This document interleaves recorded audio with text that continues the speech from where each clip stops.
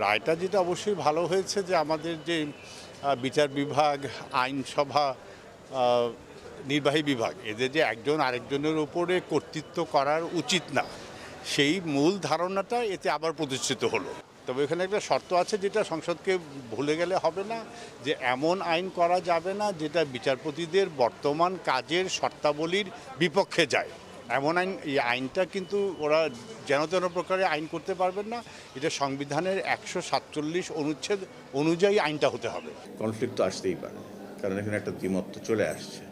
কারণ পার্লামেন্ট বলবে যে আমি এটা বৈধভাবে আইন পাশ করেছি আমার এখতিয়ারের মধ্যে, কোর্ট বলছে না আপনার এখতিয়ারের বাইরে গেছেন, তো এখানে একটা দ্বিমত হয়ে গেল না? তো সেটা দেখতে হবে যে এটা কেমনভাবে ডেভেলপ করে।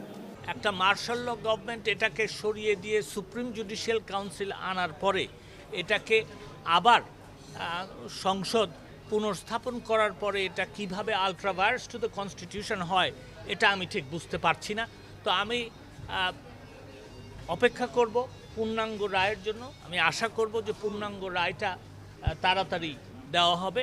সারা বিশ্বে গণতান্ত্রিক দেশ এবং উন্নত দেশ যেগুলি আছে সেগুলিতে আমরা 96 অনুচ্ছেদে যেই কথাগুলি বলেছিলাম, একজন মাননীয় বিচারপতিকে রিমুভ করার জন্য ঠিক সেই জিনিসগুলি আছে। আমি তো মনেই করি এটা সংসদের বিষয়।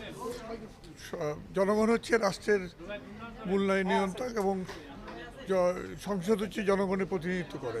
সুতরাং সংসদে যে সিদ্ধান্ত এটাই চূড়ান্ত।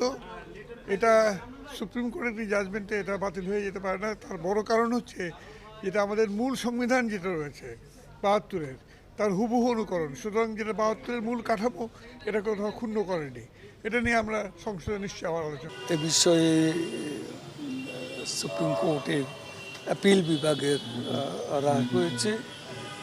জাস্ট শুনেছি, জাজমেন্টের ফুল টেক্সট যখন আমরা পাবো তখন আমরা এই নিয়ে আমাদের প্রতিক্রিয়া জানাবো।